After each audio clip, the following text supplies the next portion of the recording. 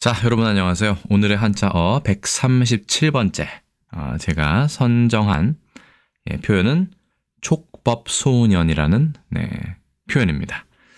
최근에 좀 이슈가 많이 돼서 좀 자주 들을 수 있는 단어 중 하나가 아닐까 생각합니다.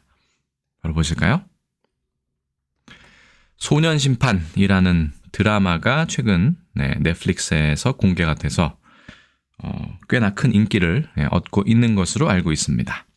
소년 심판, 심판은 당연히 이렇게 쓰겠죠. 소년은 이따가 다시 설명을 드리고 살필 심자에 판단할 판자입니다. 집안에 들어온 동물의 발자국을 자세히 살핀다. 누가 들어왔는지 이런 데서 나왔다는 한자고요.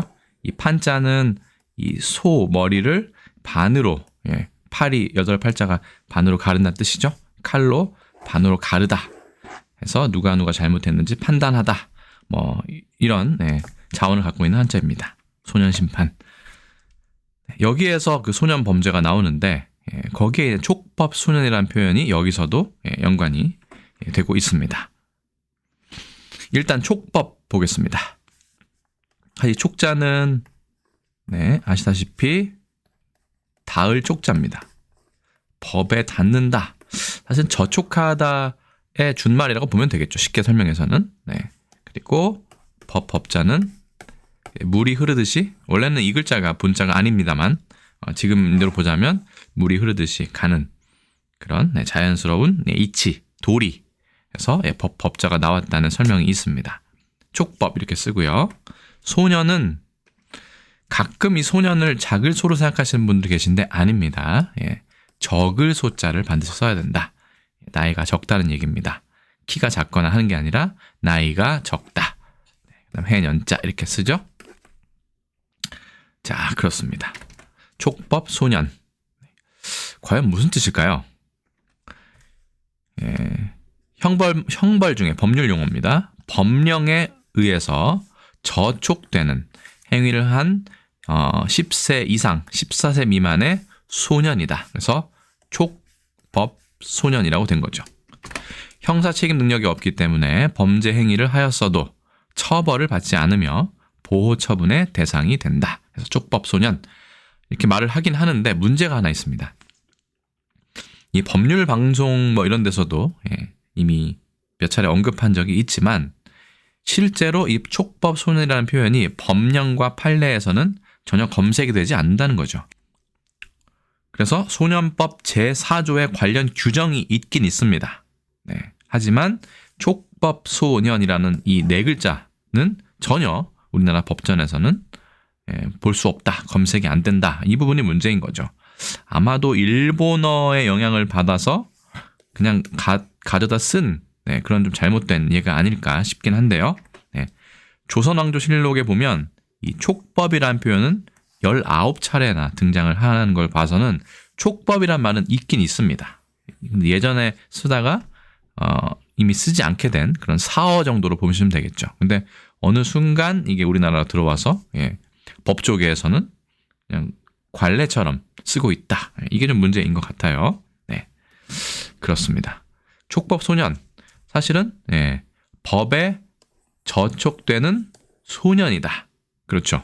대신 그 소년은 우리나라의 법률에서는 만 10세 이상, 10세부터 13세까지인 거죠. 14세 미만이니까 13세 끝까지 해서 이렇게 0, 1, 2, 3, 4년 정도에 걸쳐 있는 소년.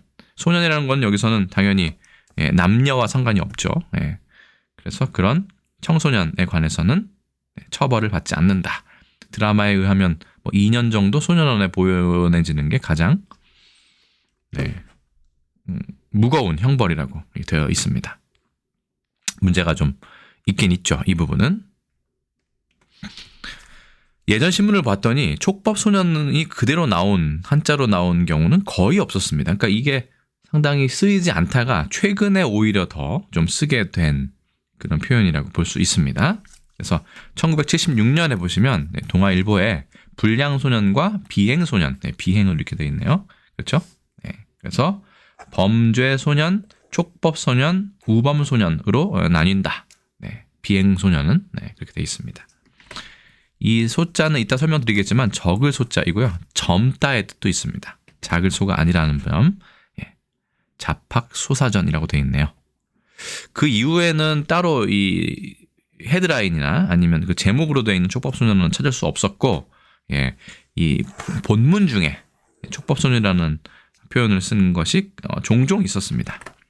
그래서 보시면 1984년 조선일보에서도 촉법소년이라는 말이 본문에 나오는데 14세 주범 석방되고 12세 공범 수감되고 알 수 없는 법의 형평 되어 있네요. 그렇죠? 검찰 단일 절도 사건을 분리했다. 14세는 형사범 취급하고, 그렇죠? 나이 어리다 해서 영장을 기각했는데 12세는 신병 확보를 했지만 내세워 소년 감별소로 넘겼다. 따로 판단을 하겠다. 뭐 이런 얘기겠죠. 예전이나 지금이나 이 좀 애매한 이 구간에 있는 청소년들의 범죄가 문제가 있었던 것 같습니다. 96년 경향신문에 보시면 11세 소년의 기구한 삶, 여기서도 촉법소년이라는 표현이 본문에 나오고 있습니다. 그러니까 촉법소년이라는 말이 전혀 없는 건 아니라고 보시면 되겠습니다. 그러면 한자를 하나하나 살펴보도록 하겠습니다. 닿을 촉자라고 되어 있죠. 이 활용 단어에 대해서는 나중에 설명을 드리도록 하고, 이 뿔 각자가 있고요. 그 다음에 옆에는 벌레 촉자, 촉나라 할 때, 그죠? 예전에 삼국지 연의에 보면 유비가 관여했던 제갈량이 있던 그 땅이 이 촉나라였죠. 어쨌든 그래서 뿔로 무언가를 들이받는 것을 촉이라고 합니다. 그러니까 촉이란 거는 다타라기보다는 사실은 뭔가 이렇게 충돌시켜 버리는 거죠. 그렇죠? 저촉이라고 할 때도 이게 어디에 다 있다라기보다는 서로 막 밀어내고 충돌하고 막 뿔로 들이받고 하는 걸 말합니다. 살짝 닿아가지고 뭐 감전처럼 되는 게 아니고요. 저촉이란 거는 위배된다는 뜻입니다. 아예 그냥 틀어지고 서로 충돌한다는 얘기입니다. 근데 닿을 촉자가 있기 때문에 그게 살짝 건드린다는 이야기인가? 라고 생각하실 수 있겠지만 그런 게 아닙니다. 닿을 촉자 이렇게 쓰고요. 중국이나 일본에서는 이 부분에 벌레 축만을 빼가지고 쓰고 있습니다. 중국은 좀 다른 게 이거를 뿔 각자를 이렇게 내려버리고요. 옆에는 벌레 충자 이렇게 쓰고요.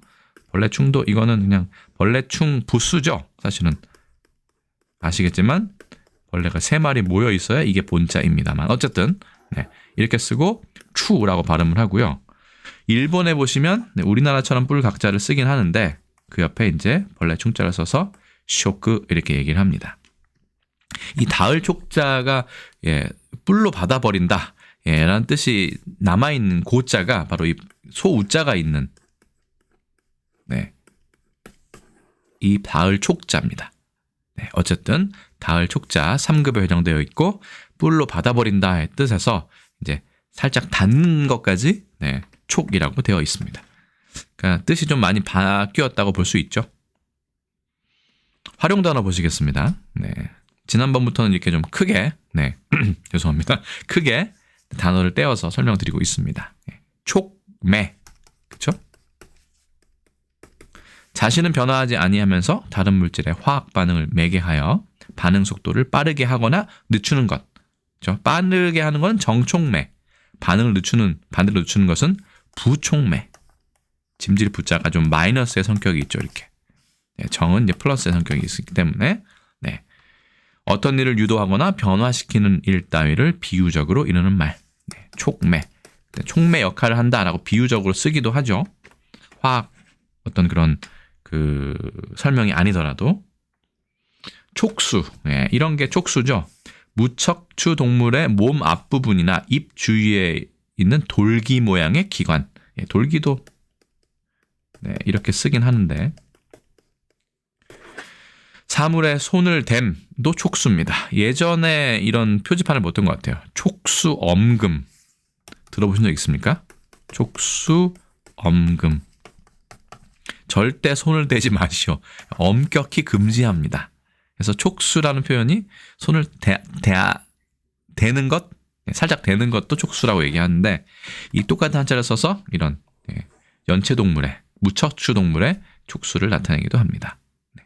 참고로 이 수염 숫자를 쓰잖아요. 촉자에다가. 이거는 제가 일부러 너무 복잡할 것 같아서 쓰지는 않았는데 수염 숫자를 이렇게 써버리면 촉수 쓰면 이거는 좀 비슷한데 곤충이나 거미, 새우 따위의 입주에 있는 수염 모양의 감각기관 뭔지 알죠? 이렇게 수염처럼 생긴 이런 게 촉수라고 할 때는 이 촉수를 쓰지 않습니다. 이거는 이제 무척추 동물에 쓰는 거고 그때는 얘가 수염을 닮았다. 수염 두 개 나 있죠. 그래서 수염할 때 수염 숫자를 씁니다.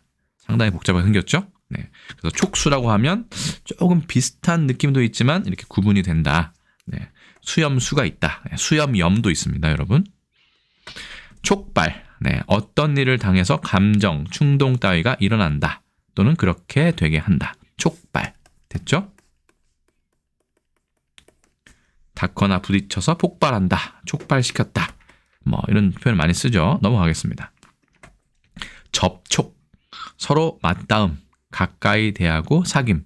뭐 물밑 접촉. 뭐 이런 거 할 때도 접촉을 쓰는데 사실은 맞대어서 닿는다는 얘기죠. 다음 저촉이 있습니다. 서로 부딪히거나 모순됨 이렇게 되어 있습니다. 저촉은 뭔가 건드리는 것이 아닙니다. 말씀드린 것처럼 이거는 저항하는 거니까 뭔가 부딪히는 거예요. 얘도 부딪히는 겁니다. 서로 막 부딪히고 막 충돌하고 깨지고 뭐 이런 게 저촉입니다. 그렇죠? 그래서 뿔로 받아버린다는 그 자원풀이가 있었죠. 그걸 생각하시면 이 촉자가 아주 살짝 닿는 것도 요즘에는 설명하지만 세게 들이받는 것도 촉이라고 한다. 이 부분을 좀 생각하시면 저촉의 의미를 확실히 아실 수 있을 것 같습니다. 법률에 저촉된다. 비슷한 말로는 모순, 위반, 위배 등이 있네요. 상당히 강력한 단어들이죠.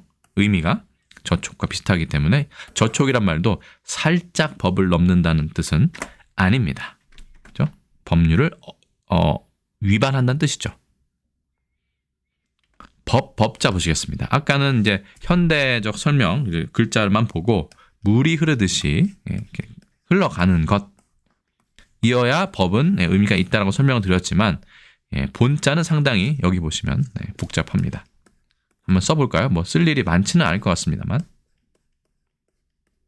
복잡하죠. 근데 마침 여기에 보면 갈 것자가 이렇게 포함된 걸 알 수 있습니다. 그래서 물 숫자와 갈 것자만 해서 법자를 만들었고 5급에 배정되어 있습니다.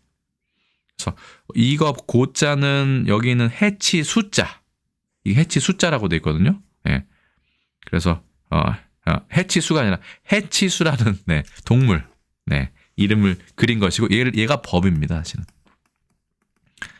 머리에 뿔을 하나 여기 보시면 그림 보시면 뿔을 하나 가지고 있는데 죄인을 물에 빠뜨려서 죄를 심판한 역할을 했다고 전해집니다. 설문해자에 이렇게 되어 있는데 이게 너무 복잡하다 보니까 지금은 물수변에 갈 것자만 쓰고 있다라고 생각하시면 됩니다. 상당히 재밌죠. 이 그림도 재밌지만 근문도 재밌습니다. 갑골문은 아직 발견되지 않았어요. 웹불에 다닌 괴물이 있고 물에 빠뜨려가지고 죄를 심판한다. 사람이 이렇게 있죠. 상당히 재미있는 글자인데 많이 줄었습니다. 지금까지 이렇게 쓰라고 했으면 정말 힘들었을 거예요. 그죠? 다 쓰려면. 그래서 근문부터 행서, 초서까지 이렇게 쓴다. 그러면 관련된 한자를 한번 볼까요? 법인, 자연인이 아니면서 법에 의하여 권리 능력을 부여되는 사단과 재단을 법인이라고 하죠. 법인 카드. 법률적인 사람. 그렇죠? 사적인 사람이 아니라 법률적으로 어떤 사람으로 취급하는 거죠.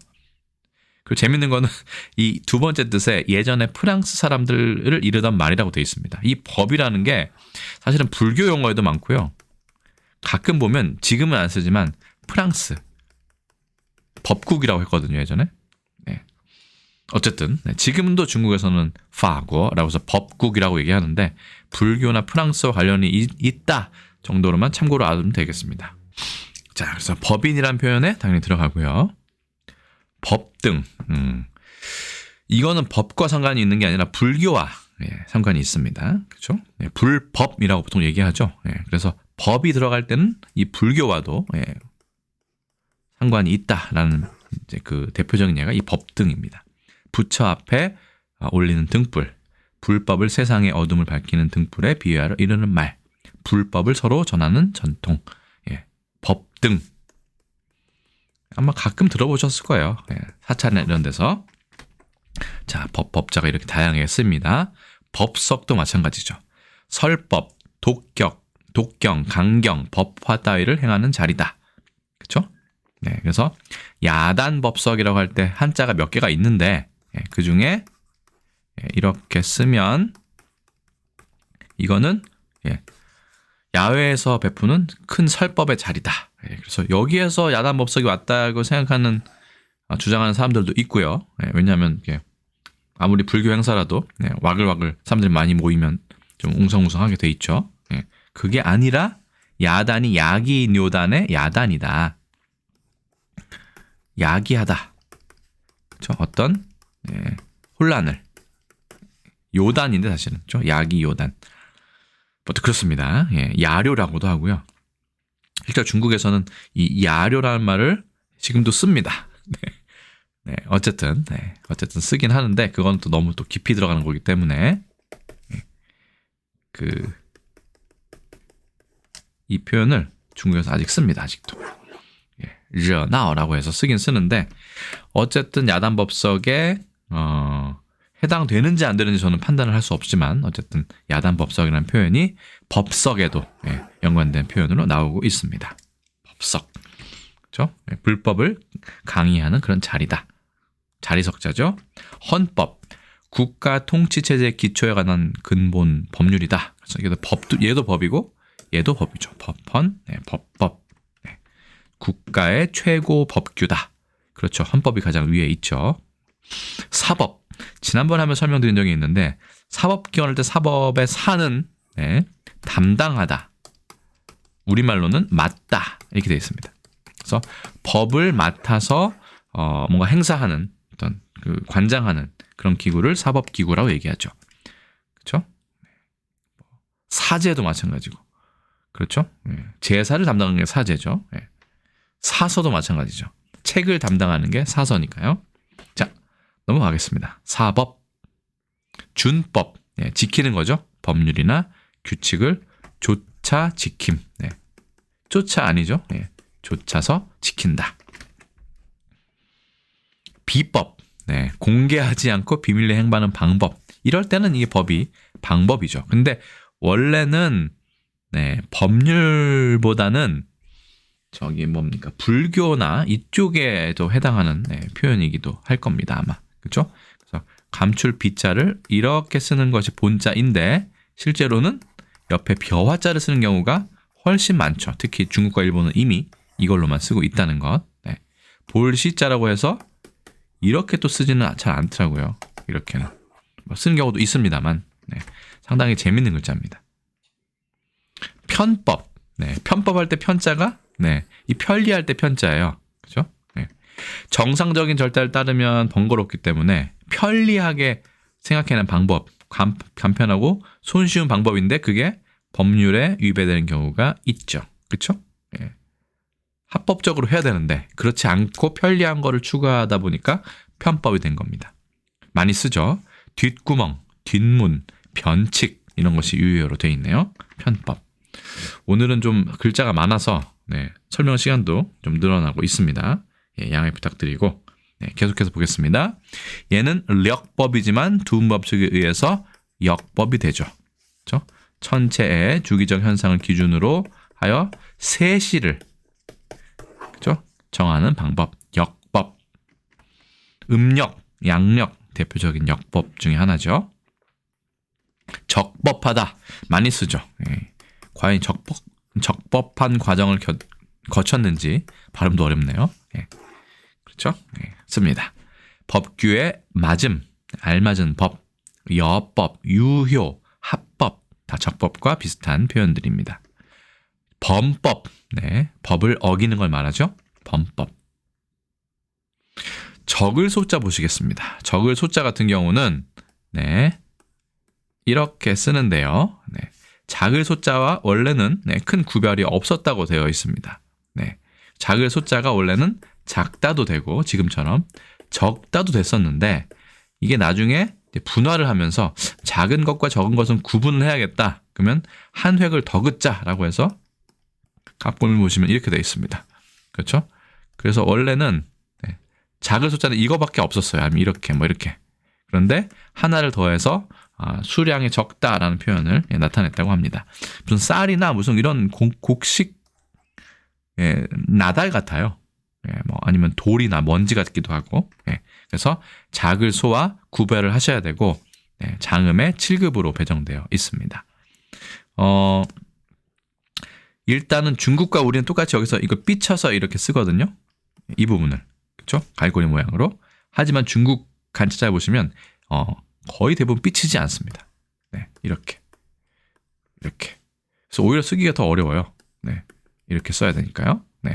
그리고 발음이 우리는 일반적으로 적다나 젊다의 발음이 다르지 않죠? 중국에서는 자, 적다, 양이 적다 할 땐 샤오, 삼성으로 쓰고요. 그 다음에 나이가 어리다라고 할 땐 샤오라고 얘기합니다. 그래서 소년 할 때는 샤오니엔 안 하고 샤오니엔이라고 얘기하죠. 소년 할 때. 소녀도 마찬가지입니다. 소녀 할 때도 이 적을 소자를 써요. 이렇게 나이가 어린 젊은 여성을 말하기 때문에 소녀라고 얘기하는 거죠. 근데 우리가 말하는 소녀는 여기서는 그냥 남녀 성별과는 전혀 관계가 없는 그런 개념을 뜻하죠. 보겠습니다. 소수 가장 큰 거 적은 숫자죠. 다수의 반대말입니다. 적은 수효. 그 다음에 소수가 두 개가 더 있는데 이 작을 소자의 소수는 아시다시피 이거는 1의 자리보다 작은 자리의 값을 가진 수, 소수점이라고 얘기하죠. 그래서 0.1, 0.3도 되지만 뭐 4.7도 이 소수점이 있기 때문에 소수라고 부릅니다. 그렇죠? 작은 수, 원래는 0부터 1 사이에 있는 게 소수였을 거예요. 근데 이런 거를 포함한 것까지 다 소수라고 보통 얘기를 표현을 하죠. 그렇습니다. 소수. 이 소는 힐 소자, 본디 소자, 뭔가 염색을 하지 않은 그런 느낌의 그 소자입니다. 그렇죠? 힐소, 본디소 마찬가지죠. 이 소수는 뭔가 순수한 수라는 얘기예요. 그래서 합성수처럼 뭐 2나 4로 이런 거 나눠지지 않고 5나 나눠지지 않고 1과 그 자신을 제외하고는 나눌 수가 없는 자연수를 소수라고 얘기합니다.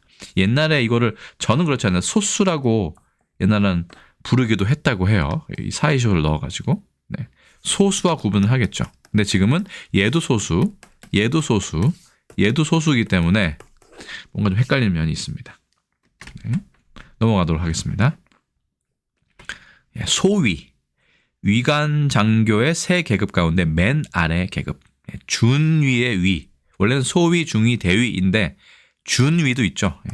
뭔가 거기에 준한다. 아직은 아니지만 거기와 거의 비슷하다. 살짝 아래다 할 때 준이죠.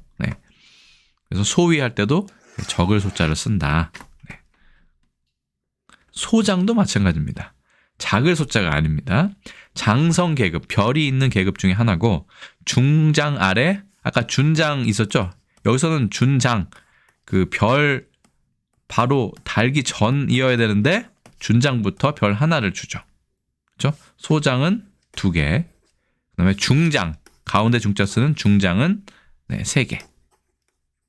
그다음에 대장, 그다음에 국가 원수 뭐 이렇게 올라가죠.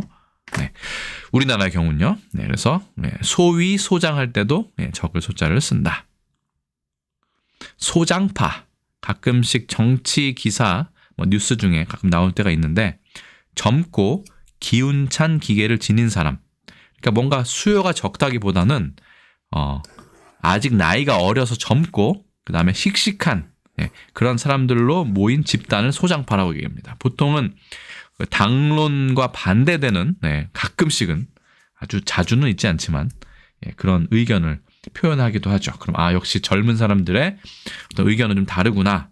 같은 당 내에서라도 그럴 때 소장파, 의원 뭐 이렇게 얘기를 많이 합니다. 반대말은 노장파라고 돼 있어요. 노장. 백전노장 할 때 노장은 이 노장은 아니겠죠. 씩씩한 사람은 아닐 거고 소장파의 반대말일 겁니다. 노익장 할 때도 이 장자를 씁니다. 이 장자. 그죠? 늙어도 노익장. 얘는 더욱 오히려 그렇죠? 씩씩해진다. 노익장을 과시하다. 노익장입니다. 이것도 사실은 가끔 쓰는데 그 한자를 제대로 알고 있는 경우는 많지는 않죠. 네. 사소입니다. 네. 작고 적다, 보잘것없다의 뜻입니다. 사소하다. 이 사자는 중국어에서 많이 쓰는데 우리나라에서 이 글자를 아는 경우는 많지는 않죠. 네. 중국에서는 뭐 회화에서 엄청나게 많이 씁니다. 시에라고 얘기해서. 다소, 어느 정도로, 다소간 뭐 이렇게 할 때 다소를 씁니다. 많을 다자, 반대말 적을 소자가 되겠죠. 약간, 어지간히, 어지간히 이런 게 또 유효가 되는데 네, 그래서 어지간하면 할 때 어지간이 한자일 수가 있다. 사실은 뭐 공식적인 건 아니지만 다음에 설명 한번 드리도록 하겠습니다. 왜냐하면 어지간, 어언지간, 어언 뭐 이곳에 이사 온 지 어언 20년이 넘는 시간이 흘렀다 할 때 어언 할 때도 사실 어언이 한자거든요. 이것도 사실은 많이들 생각을 못 하시는 부분이 있는데 어쨌든 다소의 어지간이라는 말이 있기 때문에 어지간히라는 표현에 대해서는 좀 다음에 설명드리도록 하겠습니다. 다소는 뭐 많고 적음을 말합니다.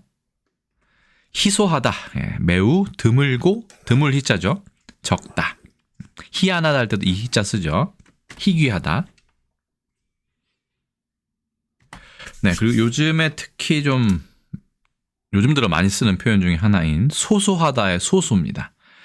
이 소소하다의 소소는 두 가지가 있는데 키가 작고 나이가 어리다. 재밌죠? 이게 키가 작은 거고요. 얘가 나이가 어린 겁니다. 얼마 되지 아니하다. 소소하다라고 하면 이거는 좀 작고 나이가 뭐 어리다 라는 표현이고요. 외모가 좀 왜소하고 그 다음에 우리가 좀 자주 쓰는 소소하다는 사실은 작을 소자를 두 번 겹친 겁니다. 소소하다.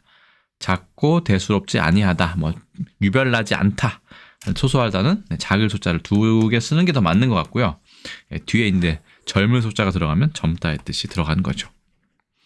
그래서 소를 같이 하면 몸집이 작고 나이가 어리다, 젊다의 뜻이 있다는 점도 한 번쯤 확인해 주시기 바랍니다. 마지막 해년자입니다.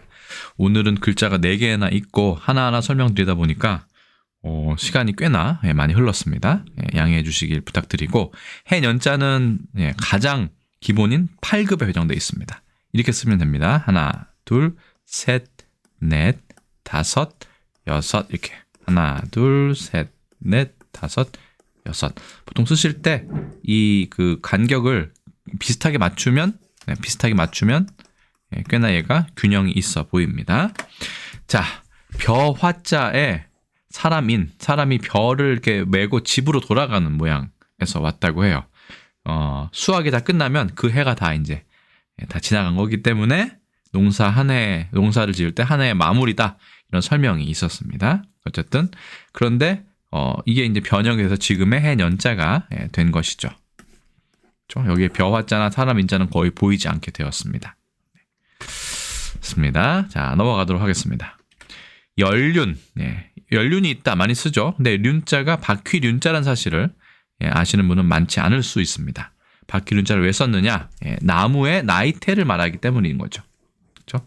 해가 갈수록 하나씩 이렇게 바퀴가 늘어나죠. 동그라미가. 그래서 연륜이라는 표현을 비유적으로 쓸 수 있다. 나이테. 연금이다. 그죠? 연금이라는 표현은 많이 쓰죠. 은퇴 후 연금, 그죠? 연금 개혁 많이 얘기하는데 이 연금이 이 해년자의 연금이라고 생각 못 하시는 분도 가끔 있으신 것 같습니다. 그래서 국가나 사회에 특별한 공로가 있거나 일정 기간 동안 국가기관에 복무한 사람이 해마다 주는 돈 이러고 있지만 요즘에는 이제 그 젊었을 때부터 연금을 이렇게 적립식으로 적금처럼 붓고 있죠. 연금. 그래서 해마다 주는 돈이지만 요즘에는 달마다 주게 돼 있죠. 보통은 연금. 연장자. 그죠? 나이가 많은 사람. 이 장자는 여기서는 길 장자보다는 나이가 많다의 뜻으로 보시면 될 것 같습니다. 선배, 손윗사람, 연장자 할 때도 나이가 긴 사람이 아니라 나이가 많은 사람을 말합니다. 나보다. 갱년기, 네. 인체가 성숙기에서 노년기로 접어드는 시기에 대개 40살에서 50살 사이에 신체 기능이 저하되는데, 그렇죠. 네, 40살에서 50살 사이에는 급격히 예전과는 다른 신체의 변화를 겪게 되는데 그때를 갱년기라고 합니다. 사실은 이 갱자는 다시 경자가 맞습니다. 그렇죠? 경신하다. 그렇죠? 해를 어떤 그 연령을 이렇게 바꾼다. 예, 이렇게 경신하는 게 맞는데 사람들이 경년기보다는 갱년기를 많이 썼기 때문에 틀린 표현인 건 알지만 그냥 갱년기를 인정하게 되었다는 국립국어원의 답변이 있었습니다. 원래는 경년기라고 해야 됩니다. 그렇죠? 해를 바꾸는 그런 시기, 네, 나이를 바꾸는 시기. 다시 갱자는 사실은 아닌 거죠. 다시 그 해가 되는 건 아니니까요. 그래서 원래는 경년기지만 네, 갱년기로 그냥 인정한다. 뭐 그렇죠? 사람들이 하도 많이 쓰다 보니까 네, 이렇게 알아두시면 될 것 같습니다. 만년필, 영어로는 그 파운틴 펜이라고 얘기하는데, 그렇죠? 원래는 미국에서 먼저 발견을 한 걸로 알고 있어요. 유럽이나. 그런데 그걸 일본에서 가져오면서 이름을 만년필, 1000년도 아니고 100년도 아니고 만년 동안이나 그렇죠? 쓸 수 있다. 약간 과장법이죠. 그런 붓이다. 그래서 만년필이라고 얘기합니다. 만년필이지 만연필은 아닙니다. 그건 뭐 헷갈리시는 분은 거의 안 계시겠지만 참고해 주시기 바라고. 펜대 속에 넣은 잉크가 펜촉으로 흘러나와 오래 쓸 수 있다. 오랫동안 만년필. 향년, 향년 몇 세 할 때 향은 누릴 향자입니다. 한평생 누린 나이. 그러니까 좋게 얘기를 하는 거죠. 이 사람이 괴로웠든 괴롭지 않았든 좀 이렇게 잘 누리다 가셨다. 이런 표현을 향에 넣은 겁니다. 그래서 한평생 살아 누린 나이. 죽을 때 나이를 말할 때 쓴다. 몰년이라고도 쓰네요. 몰년 같은 경우는 중성적인 표현이죠. 중립적인. 장년이다. 아까 그 소장파 할 때 나왔는데 씩씩한 거죠. 사람의 일생 중에서 가장 기운이 왕성하고 활동이 활발한 나이. 왠지 이거는 10대나 20대 같은데 오히려 30에서 40세 안팎, 뭐 플러스 마이너스 되는 것 같아요. 이 정도의 나이를 말한다고 해요. 가장 열심히 일할 나이라고 봐야 할까요? 네, 그렇습니다. 그걸 장년이라고 하는데 요즘에 장년이라는 표현을 안 쓰고 중장년 뭐 이렇게 많이 쓰죠. 근데 중년이나 장년이나 비슷한 표현 뭐라 그럴까요? 느낌이 있다고 하니까 지금의 장년과는 좀 느낌의 차이가 있는 것 같습니다. 중장년. 그럼 한 50세까지 포함하나요? 30세부터? 방년. 20세 전후의 꽃다운 나이. 뭔가 꽃향기가 날 것 같은 그런 예쁜 나이를 말하죠. 그래서 묘년, 묘령, 방령 이런 표현이 나옵니다. 비슷한 유의어가 되겠고요. 방년. 그래서 한 16부터 한 20, 한 4, 5 보통 이렇게 얘기하는데 그때가 가장 예쁘다고 할 수도 있지만 이건 뭐 옛날 사람들의 사고방식이니까 꼭 따를 필요는 없겠죠. 정년. 우리가 어떤 정년 퇴임할 때 정년이 어떤 정을 쓰는지는 잘 생각을 안 하고 있는 것 같습니다. 그래서 정한 연령, 그러니까 정한 게 아니라 그렇죠? 거기가 한계가 되면 이제 멈춘다. 그런 연령이 정한 연령인데 그거를 줄여서 정년이라고 얘기한다고 되어 있습니다. 그러니까 정지되는 그런 해입니다. 자기의 그 근무나 이런 것이 다 멈추는 거죠. 그래서 정년이라고 하는데 정년 보장, 정년이 몇 세냐 할 때 정년이 이 멈출 정자라는 사실을 이번 기회에 알아두시면 좋을 것 같습니다. 그래서 직장에서 물러나도록 정해져 있는 나이. 그래서 보통 정년이 아니냐 보통 이렇게 해서 많이 생각하실 것 같아요. 이게 아니라 사전에서는 멈출 정자를 그렇죠? 쓰고 있다. 왕년. 왕년에 내가 옛날에는 나 때는 할 때 왕년은 지나간 해죠. 이미 지나가 버린 갈 왕자니까요. 그렇죠? 앞으로 올 게 아니고 왕년 이런 얘기하고 왕세, 왕전, 조년이라는 말도 쓰네요. 예. 갈조자 특급 한자인데 왕년. 오늘은 좀 설명이 많이 길었습니다. 촉법소년에 대해서 알아봤는데 촉법소년 딱 보니까 일본어엔 그대로 있습니다. 쇼크호 쇼냉 이렇게 돼서 돼 있는데 그 영향을 우리가 받지 않았을까. 물론 촉법이라는 표현은 그렇죠? 그 조선 왕조실록에도 나와 있으니까 전혀 일본의 영향이 아닐 수도 있지만 촉법소년이란 네 글자는 거의 그 근거를 찾아보기 어려울 정도로 우리나라에 없었습니다. 그래서 법조계가 일본어를 그대로 어느 순간부터 써온 게 아니냐 이 생각이 전 들고 앞으로는 잘 쓰지 않는 것 같아요. 그래서 소년범 뭐 이렇게 하거나 이 정도로 얘기를 보통 하는 것 같습니다. 자, 촉법소년이라는 게 사실은 중국에는 전혀 없었거든요. 그런데 일본의 영향인지 아니 우리나라의 드라마의 영향인지 최근에는 이 말을 그대로 쓰는 경우도 있는 걸 제가 봤습니다. 검색을 해보니까. 그래서 추파, 샤오니엔 이렇게 얘기는 할 수 있다. 하지만 중국에는 기본적으로는 없다. 이렇게 표현하시면 될 것 같습니다. 그렇죠? 촉법소년. 예, 영어로 보니까 juvenile delinquent라고 되어 있네요. 그렇죠? 청소년 비행. 그러니까 영어로도 여기에 대한 어떤 특별한 규정이나 어떤 그 정의는 크게 많지 않은 것 같아요. 우리나라하고 일본에서 좀 사회적인 무리를 일으키기 때문에 일반 사람들도 좀 알고 있는 그런 표현이 아닐까 생각을 합니다. 결국 촉법소년이라는 거는 법을 어긴 소년이라는 뜻이고 10세부터 13세, 그러니까 14세 미만이니까요. 까지의 소년을 말합니다. 처벌을 받지 않기 때문에 문제가 되고 있죠. 그래서 오늘 이 콘텐츠가 지금까지 제작한 오늘의 한자어 시리즈 중에 가장 길지 않을까 싶습니다. 그래서 오늘의 한자 137번 한자는 촉법소년에 대해서 알아보았습니다. 해설본이니까 길게 좀 설명을 드렸고 또 간략본에는 짧게 압축을 해서 또 공유할 수 있도록 그렇게 하겠습니다. 자, 모두 여기까지 또 시청해 주시느라 고생하셨고 저는 또 다음에 다른 컨텐츠에서 인사드리도록 하겠습니다. 여러분 안녕히 계세요.